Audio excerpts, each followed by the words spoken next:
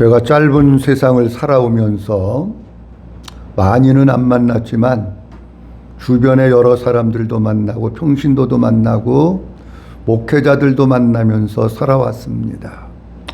그러면서 제가 마음 가운데 한 가지 느낀 게 뭐냐고 하면, 사람들은 10번을 잘해주고 20번을 잘해주고 그러다가 한 번을 못하고 한 번을 서운하게 하면 그거를 마음속에 깊이 새기는구나.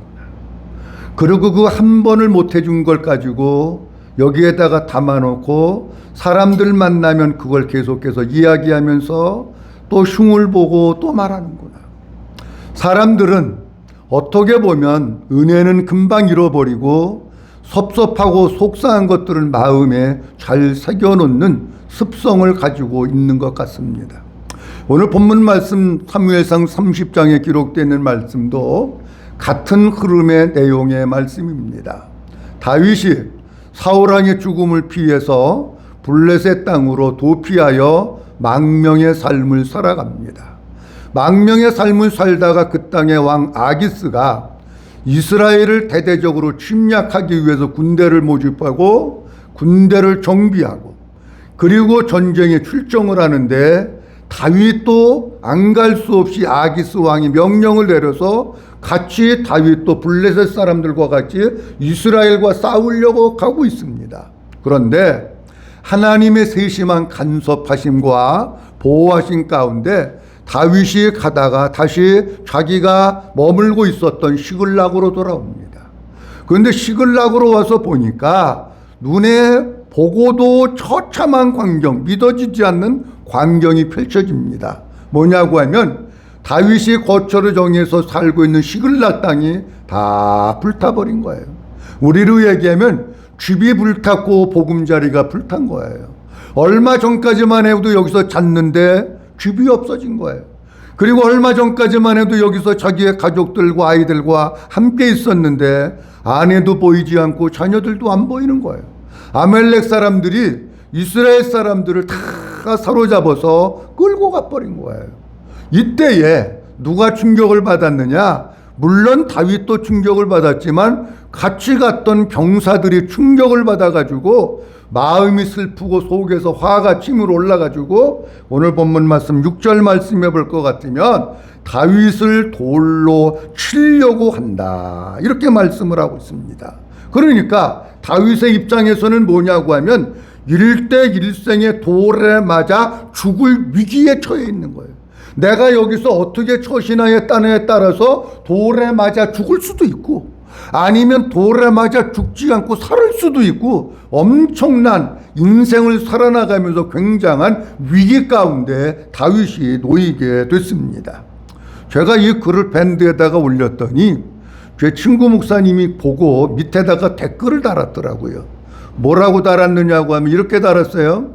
사람은 크게 두 부류의 사람으로 나누는데 하나는 고양이과가 있고 하나는 개과가 있다는 겁니다. 그런데 고양이과는 어떤 사람이냐고 하면 계속해서 고양이한테 잘해주다가 한 번만 고양이를 건드리고 성질나게 하면 주인이고 뭐고 없이 막 물고 핥히려고 덤벼드는 게 뭐냐고 하면 그게 고양이라는 거예요. 근데 개는 주인이 밥 주고 쓰다듬어 주고 잘 기르고 때로는 소리도 지르고 야단도 치지만 변함없이 어저께 야단 맞았는데 오늘 또 주인이 부르면 또 꼬랑지 치고 가가지고 주인한테 아양 떨고 그런다는 거예요. 고양이과에 속한 사람은 어떤 사람이냐고 하면 은혜를 많이 받았는데 서운한 거 하나 때문에 잡아먹으려고 하고 성질내고 원망하고 죽이려고 하는 사람은 누구냐? 고양이과에 속해 있는 사람이에요. 개과에 속해 있는 사람은 뭐냐? 비록 조금 서운한 게 있고 비록 조금 마음에 안 드는 게 있고 섭섭한 게 있어도 변함없이 충성하고 변함없이 잘하고 따르는 사람은 개과에 속해 있는 거라는 거예요. 아침부터 여러분들을 고양이과 개과에 비유해서 조금 죄송하지만 그 기분 나쁘게 듣지 마시고 우리 성도들이 고양이과에 속해 있는 성도가 되지 말고 개과에 속해 있는 성도가 되어서 끝까지 주님 사랑하고 끝까지 충성하고 끝까지 주님의 기쁨이 되는 이런 성도들이 될 수 있기를 주의 이름으로 축원합니다. 이 사람들이 다윗을 돌로 치려 한다라고 하는 것을 제가 보면서 무슨 생각을 했느냐고 하면 이렇게 생각을 했어요. 아니, 다윗도 지금 도망과 망명의 삶을 살아가는 거예요. 쫓김의 삶을 살아가는 거예요. 근데 지금 다윗에게 있는, 여기 오늘 본문 말씀 속에 보면 다윗과 함께 했던 군인만 400명이에요. 이 사람들이 다윗이 무슨 방을 붙여가지고 전국에서 모집을 해서 온 사람인가, 아니면 자기네가 스스로 온 사람인가 하는 게 중요한 거예요. 근데 사무엘상 22장 1절과 2절 말씀에 보면 하나님이 이렇게 말씀하고 있습니다. 그러므로, 크게 한번 읽어봅니다. 시작. 그러므로 다윗이 그곳을 떠나 아둘람 굴로 도망하며 그의 형제와 아버지의 온 집이 듣고 그리로 내려가서 그에게 이르렀고. 아멘. 여기 이렇게 말씀합니다. 그러므로 다윗이 그곳을 떠나 아둘람 굴로 뭐하며? 도망하며. 지금 다윗도 도망 다니고 있는 거예요. 아둘람 굴로 도망을 했는데 그의 형제와 아버지의 온 집이 듣고, 그 다음 뭐라고 되어 있어요? 못해가 뭐라고요? 그럼 그리로 내려갔다고 하는 것은 다윗이 오라고 부른 겁니까? 자기네가 내려간 겁니까? 자기네가 간 거예요. 그에게 이르렀고, 자기네가 온 거예요. 다윗이 오라고 안 그랬어요.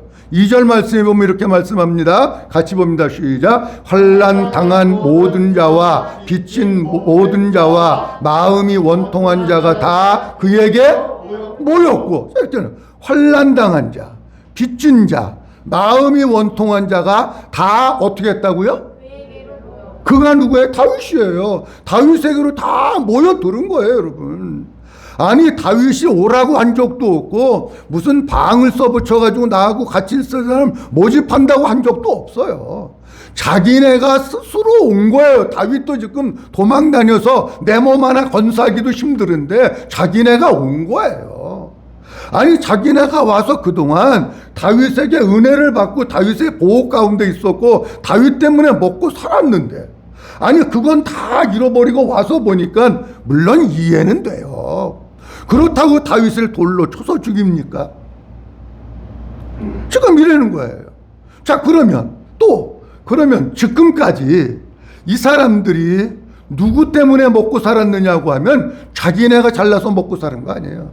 물론 하나님께서 먹어주셨지만 누구를 통해서? 다윗을 통해서 이 사람들이 먹고 사는 거예요. 다시 얘기합니다. 이 사람들이 다윗을 돌로 쳐서 죽이면 이 사람들이 자기 앞가림 할까요? 앞가림 못해요. 자기 앞가림도 못하는 사람들인데, 아니, 다윗을 돌로 쳐서 죽이고 어떡하려고 그러는 거예요. 그리고 또 하나, 이 사람들이 만약에 다윗을 돌로 쳐서 죽였다면 어떤 결과가 일어나느냐? 돌로 쳐서 죽였다고 할 것 같으면은 하나님께 정면으로 도전하는 거예요. 왜냐고 하면 하나님은 이미 다윗을 기름 부어 이스라엘의 차기 왕으로 세우신 분이기 때문에 다윗은 차기 이스라엘의 왕이 되면서 부속사를 이루어갈 사람이 다윗이에요. 그런데 그 다윗을 돌로 쳐서 죽인다? 그 하나님께 정면으로 도전하는 거죠. 그리고 이스라엘 사람들이 다윗을 돌로 쳐서 죽였다 하면 이 사람들은 평생 이스라엘 사람들에게 버림받고 왕따 당하는 거예요. 아니, 그럼에도 불구하고 이 사람들이 순간의 분을 참지 못해서 다윗을 돌로 쳐서 죽이려고 하고 있는 거예요. 다윗은 어떤 상태에 놓여 있느냐고 하면 인생을 살아나가면서 내가 사느냐 죽느냐의 큰 위기 가운데 놓여 있는 거예요. 그런데 다윗은 위기에 무릎을 꿇은 것이 아니라 위기를 극복하고 위기를 헤쳐나가고 위기 가운데서 승리했는데, 다윗은 어떻게 해서 위기를 극복했을까 하는 것에 대한 말씀을 오늘 드리려고 합니다. 삶의 위기를 극복하려면 하나는 뭐냐고 하면 하나님을 꼭 붙들고 하나님만 붙들고 하나님만 의지해야 삶의 위기를 극복합니다. 오늘 사무엘상 30장 6절 말씀해 볼 것 같으면 이렇게 말씀하고 있어요. 다 같이 보도록 합니다. 백성들이 시작. 백성들이 자녀들 때문에 마음이 슬퍼서 다윗을 돌로 치자 하니 다윗이 크게 다급하였으나 그 외에 하나님 여호와를 힘입고 용기를 얻었더라. 아멘. 백성들이 자녀들 때문에 마음이 슬퍼서 다윗을 뭘로 쳐요? 돌로 친다는 거예요. 여러분 성경 말씀 가운데 돌로 친다라고 하는 게 구약 성경에도 여러 번 나오고 신약 성경에도 보면 요한복음 8장에 현장에서 가늠하다 잡힌 여인을 끌고 와가지고 그 유대인들이 돌로 쳐서 죽이려고 했었잖아요. 자, 돌로 쳐서 죽인다고 하는 것은 어떤 의미가 있느냐고 하면 상대에 대한 증오, 상대에 대한 적대감, 멸시, 천대, 무시 이런 뜻이 돌로 쳐서 죽인다고 하는 의미예요. 자, 그러면 보세요. 지금 다윗과 함께 했던 사람들이 전쟁에 갔다가 와서 보니까 상황이 그래서 다윗을 돌로 쳐서 죽인다고 하는 것은 다윗에 대한 마음속의 증오와 적대감이 있다는 거예요. 너 때문에 우리 집 불탔어. 너 때문에 우리 아내 잃어버렸어. 너 때문에 우리 애들 다 없어졌어. 그러면서 다윗에게 대한 증오와 적대감과 원망이 여기에 서려 있는 거예요. 그리고 또 하나는 다윗을 무시하고 멸시하는 거예요. 너 이제 끝났어. 그러면서 다윗을 무시하고 경멸하는 겁니다. 자, 그런데 다윗이 돌로 치자고 하나 크게 다급하였으나 크게 공경에 빠졌는데 어떻게 할 줄을 몰랐는데 위기 가운데 있었는데 그 다음이 중요해요. 이렇게 말씀합니다. 그의 하나님서부터 시작. 그의 하나님 여호와를 믿고 용기를 얻었더라. 다 같이 하면 그의 하나님 여호와를 힘입고 용기를 얻었더라. 이 본문의 말씀을 새번역 성경에서는 이렇게 번역을 합니다. 그러나 다윗은 자기가 믿는 하나님을 더욱 굳게 의지하였더라. 이렇게 번역합니다. 자, 그렇다고 하면 이 얘기는 무슨 얘기냐고 하면 이런 얘기입니다. 다윗이 자기와 함께 했던 사람들이 돌로 쳐서 죽이려고 그래서 돌에 잘못하면 맞아 죽는 거예요. 다윗이 그들을 야단치고 소리 지르고 책망한 것도 아니고 돌을 들어서 서로 때리려고 그런 게 아니에요. 다윗이 어떻게 하느냐에 따라서 살 수도 있고 죽을 수도 있어요. 그런데 순간 다윗은 뭐였느냐? 중요한 단어가 그의 하나님입니다. 한번 따라합니다. 그의 하나님. 그의 하나님을 새번역 성경에서는 다윗은 자기가 믿는 하나님 이렇게 말씀하고 있어요. 이게 중요한 단어입니다. 다윗이 하나님을 그냥 붙들고 하나님을 의지한 게 아니라 다윗의 마음속에 하나님으로 채워져 있었고 하나님을 믿고 있었다는 거예요. 믿어주시면 아멘. 자, 보세요. 여러분들도 내가 뭐를 믿고 있느냐에 따라서 위기가 닥쳤을 때 그걸 붙들고 그분을 찾는 거예요. 우리로 얘기하면 이런 얘기입니다. 우리 속에 주님으로 채워지고 주님의 생명이 충만하고 주님이 주인 되셔서 내가 그 주님만 붙들고 사는 삶을 평상시에 살았다면, 이해가 되시죠? 평상시에 살았다면 내가 정말 위기가 있고 힘든 일이 있을 때 내가 그 주님을 붙들고 그 주님을 부르고 그 주님을 의지하는 거예요. 근데 평상시에 내 속에 주님이 있는 줄도 모르고 주님과 함께 살지도 않고 주님 잃어버리고 그렇게 살았는데 갑자기 위기가 닥쳤다고 그분 찾게 되나요? 안 찾게 돼요, 여러분. 급한 일이 닥치면 한국 사람들은 엄마를 찾든지 아버지를 찾든지 누구 찾잖아. 다윗이 그의 하나님, 내가 믿는 하나님을 굳게 의지했다고 하는 것은 다윗의 마음을 누가 다스리고 있었느냐? 하나님으로 충만했고 하나님이 다스리고 있었다는 거예요. 그러니까 다윗은 그 하나님을 붙들고 굳게 의지한 거예요. 사랑하는 성도 여러분, 사람은 누구나 살다가 보면 어려운 일을 당하고 위기를 만날 수 있어요. 어떻게 해야 내가 거기에서 살아나느냐고 하면 날마다 우리가 주님만 바라보고 내 안에 계신 주님 때문에 감사하고 주님으로 더 채우고 내 속에 계신 주님 때문에 기뻐하고 주님으로 만족하고 감사하면서 살면 내 앞에 위기가 왔을 때 나는 그 주님을 붙들고 그 주님을 찾게 되고 그 주님을 의지하게 되는 거예요. 우리 사랑하는 성도님들, 어려운 일이 있다고 인간적인 수단과 방법 생각하지 말고 매 순간순간마다 내 안에 계신 주님으로 살고 그분으로 만족하고 그분만 바라보면서 살다가 혹시 위기가 있고 어려움이 있으면 내가 믿는 그 하나님, 내 안에 계신 그 주님을 붙들고 그 주님을 의지하고 그 주님을 굳게 사로잡는 이런 성도들이 될 수 있기를 주님의 이름으로 축원합니다. 그랬을 때에 하나님께서는 뭐였느냐? 그에게 그가 용기를 얻었다. 한번 따라합니다. 용기를 얻었더라. 용기를 얻었다고 하는 뜻은 하나님이 다윗에게 용기를 주셨다는 얘기예요. 하나님이. 근데 제가 이 본문 말씀을 원문을 보니까 문법이 이렇게 나와 있어요. 어떻게 나와 있느냐고 하면 내가 하나님에 대해서 어떤 일을 해. 내가 하나님께 대해서 무엇을 하면 하나님이 내가 한 걸 받으시고 나에게 다시 돌려주는 거야, 문법이. 그렇게 되어 있더라고요. 그럼 무슨 얘기입니까, 이게? 다윗의 용기를 얻고 힘을 얻고 담대함을 얻은 것은 그냥 된 게 아니라는 거예요. 다윗이 하나님을 굳게 의지하고 다윗이 하나님을 붙들고 하나님을 의지했기 때문에 하나님께서 다윗에게 용기를 주시고 힘을 주시고 담대함을 주셨다는 거예요. 다시 얘기하면 이런 얘기입니다. 만약에 이런 삶의 위기 가운데서 다윗이 하나님을 굳게 의지하지 않았다. 다윗이 믿음의 손을 들어서 하나님을 붙들지 않았다고 하면 하나님은 다윗에게 용기와 힘을 안 주십니다. 우리가 기도도 마찬가지입니다. 내가 무엇을 해야 하나님이 주신다고 하는 것은 내가 기도할 때 하나님이 응답하시는 거예요. 믿어주시면 하면. 아니, 기도할 때 응답하시는 거지 기도도 안 하고 있는데 응답하시는 거 아니잖아요. 이게 문법이에요. 우리 성도님들이 신앙생활을 하시면서 평상시가 중요해요. 내가 평상시에 내 안에 주님으로 채우고 그 주님만 붙들고 그 주님으로 만족하고 그 주님으로 사느냐 안 사느냐, 그게 위기를 만났을 때 내가 이기느냐 못 이기느냐가 결정되는 거예요. 자, 사람은요 이렇습니다.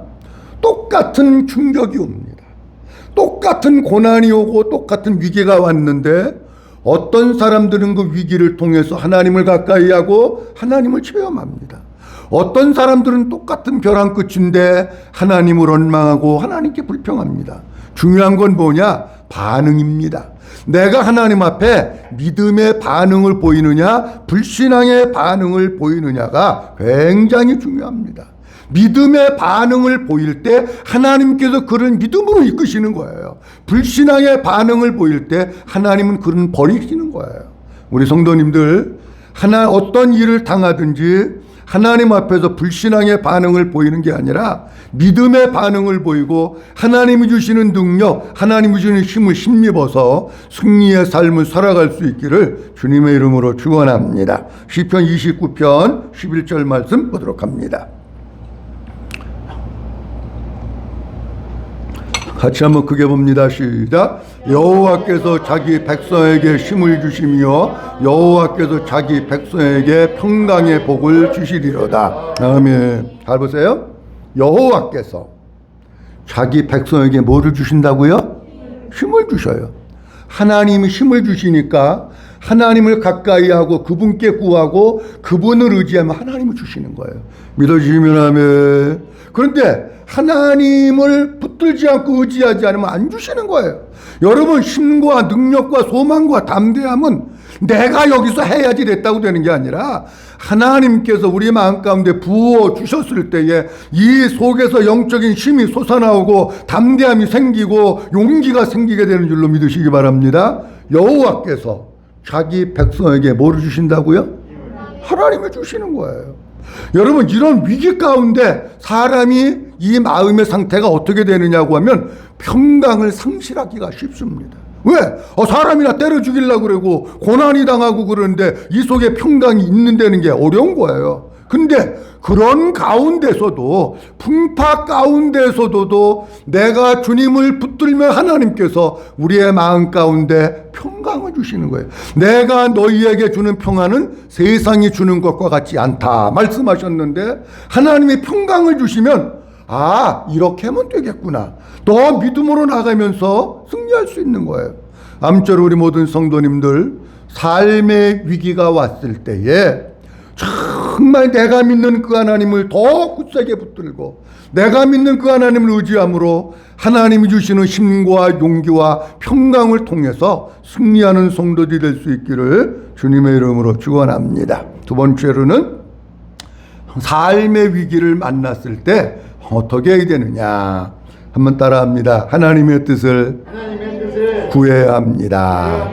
뭐 해야 된다고요? 똑같이 한번 해봅니다. 시작. 하나님의 뜻을 구해야 합니다. 뭐 해야 된다고요? 하나님의 뜻을 구해야 합니다. 갈수록 소리가 적어져. 잘 보세요. 무슨 얘기냐고 하면 우리가 어떤 고난을 당해요. 어떤 삶의 위기를 만나요. 어떤 어려움을 만나요. 그런데 그 속에는 반드시 뭐가 있느냐고 하면 하나님의 섭리가 있는 거예요. 하나님의 뜻이 있고 하나님의 계획이 있는 거예요. 우리가 육신적으로 눈으로 볼 때 너무 힘들어.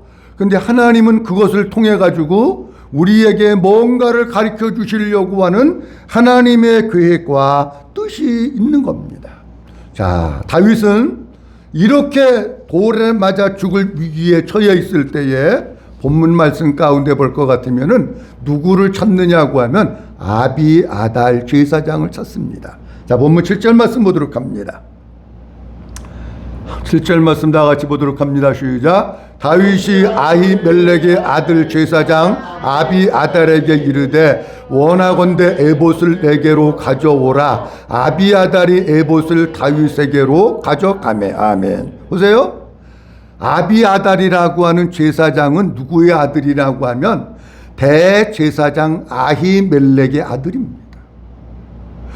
이 대제사장 아히멜렉의 아들인데 아비아달이라고 하는 제사장은 언제 다윗에게 왔느냐고 하면 노비라고 하는 곳에서 사울이 제사장 80여 명을 다 죽입니다. 제사장 80여 명을 다 죽일 때 아비아달이 어렸을 때예요. 이때 제사장이 죽는 모습을, 죽임을 당하는 모습을 보고 하나님의 은혜 가운데 아비아달이 다윗이 도피해 있는 그곳으로 도망을 온 거예요. 그래가지고 아비아달이 다윗에게 얘기합니다. 사울이 지금 제사장들을 다 죽였습니다. 그러니까 다윗이 뭐라 그랬냐고 하면 너는 내 옆에 있어라. 내가 너를 보호해 주겠다. 이렇게 얘기해서 다윗의 옆에 있었던 제사장이 아비아달입니다. 그런데 이 아비아달은 다윗의 아들 압살롬이 반란을 일으키고 반역을 일으켜서 다윗이 피난을 갈 때에도 다윗 옆에를 쫓아가면서 다윗과 함께하고 다윗을 도와주었던 사람이 누구냐고 하면 아비아달이래요. 자, 그러면 이 아비아달을 다윗이 부르는데 이렇게 얘기를 합니다. 다윗이 아히멜렉의 아들 제사장 아비아달에게 이르되, 그 다음 뭐라고 되어 있어요? 뭐하건대? 원하건대. 이게 중요한 단어예요. 아비아달은 지금 다윗이 나이가 안 나왔지만 나이가 어느 정도 있다고 하면 아비아달 제사장은 어려요. 그런데 지금 제사장이에요. 다윗은 아직 왕은 안 됐어요. 기름은 부었지만. 그런데 다윗은 한 공동체를 이끌어가는 수장, 리더예요 지금. 근데 이렇게 얘기합니다. 다윗이 아비아달에게 이르되 원하건대. 그렇게 얘기합니다. 원하건대라고 하는 뜻은 어떤 뜻이냐고 하면 다윗이 아비아달에게 정중하게 예의를 갖춰서 겸손하게 부탁을 하는 거예요. 에봇을 내게로 가지고 오라고 부탁하는 거예요. 또 여기 가지고 오라고 하는 단어도 우리가 볼 때 명령형으로 볼 수 있어요. 근데 갖고 와! 안 갖고 오면 혼나! 이러는 게 아니고 가지고 오라고 하는 단어도 정중하게 얘기를 하면서 아비아달에게 가지고 오고 안 올 것을 아비아달에게 맡기는 거예요. 이해가 되시죠? 무슨 얘기인지? 아비아달에게 맡기면서 강제로 갖고 오라가 아니고 가지고 오기를 요청을 하는 거예요. 자, 다윗은 아비아달에게 에봇을 가지고 오라고 하면서 최대한으로 예의를 갖추면서 그리고 아주 겸손하게 제 에봇을 가지고 오라고 이야기를 합니다.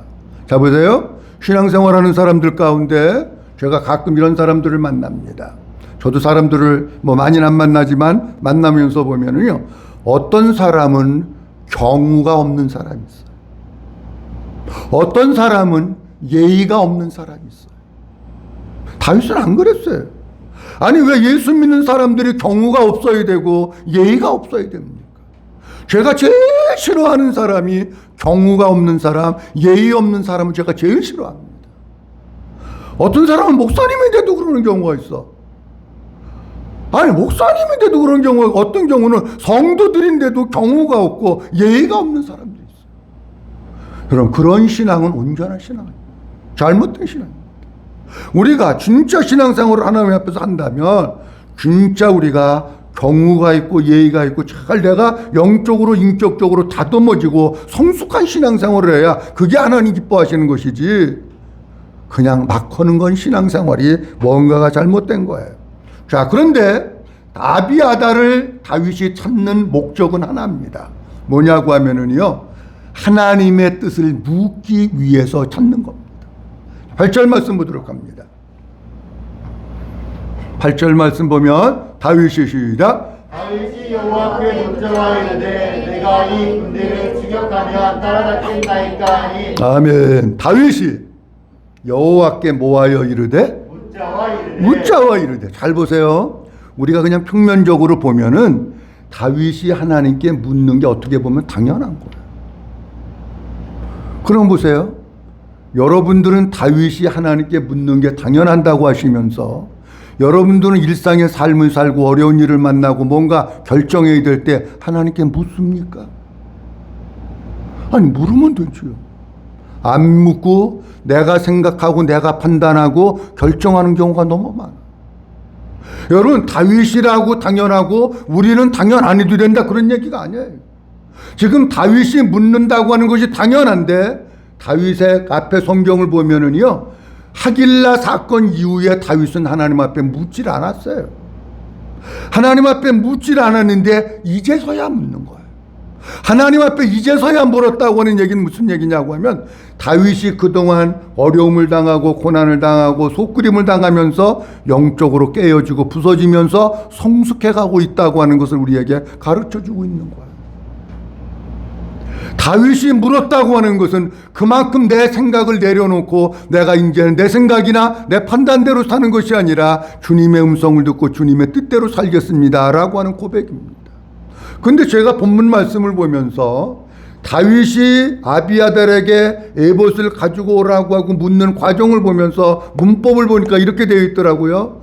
다윗이 저들이 나를 돌로 쳐서 죽이려고 할 때, 아, 이놈들 이거 어떻게 이럴 수가 있나 그러면서 뭐 여기 생각이 복잡하게 막 돌아가고 막 그러는 게 아니고, 그 하나님을 즉시로 불리면서 하나님 용기를 주셨을 때에 바로 즉시 아비아달을 찾으면서 에봇을 가지고 오라 그래요. 내가 하나님께 물어야 될까 말아야 될까, 좋은 방법이 없을까 이래다가 오라 그러는 게 아니고 바로 아비아달 보고 에봇을 가지고 오라고 해요. 에봇이 왔어요. 하나님께 묻는데도 어떻게 묻느냐고 하면 에봇을 갖다 놓고 요거 물어 말어 요렇게 한 것이 아니라 갖다 놓자마자 모든 내 생각 내려놓고 바로 하나님 앞에 묻습니다. 하나님, 내가 이 군대를 따라가면 사로잡겠습니까? 쫓아가겠습니까? 바로 묻습니다. 여러분, 우리가 신앙생활을 하는데 하나님의 뜻을 묻는데 내 거 다 해보다가 안 되면 묻는 경우가 많아요. 하나님의 뜻을 묻는데 내 생각 많이 해보다가 내 생각이 별로 좋지 않은 것 같으면 하나님의 뜻을 물을 때가 많아요. 어려운 일이 있을 때 내 생각을 내려놓고 하나님 앞에 아버지의 뜻이 무엇인지를 고난 가운데서 물어서 그 하나님의 뜻을 깨닫고 하나님의 뜻을 따라서 살아나가는 우리 성도들이 될 수 있기를 주님의 이름으로 축원합니다. 내 생각대로 사는 사람은 교만한 사람입니다. 내 생각대로 사는 사람은 복음의 사람이 아닙니다. 하나님께 묻고 주님의 음성을 듣고 순종하는 사람은 겸손한 사람이고 복음으로 사는 사람입니다. 요한복음 6장에 보면 우리 예수님이 세상에 오신 목적이 있습니다. 이렇게 말씀하십니다. 다 같이 한번 크게 보도록 합니다. 시작. 내가 하늘에서 내려온 것은 내 뜻을 행하려 함이 아니요 나를 보내신 이의 뜻을 행하려 함이니라. 아멘. 내가 하늘에서 내려온 것은, 그 다음 뭐라고 되어 있어요?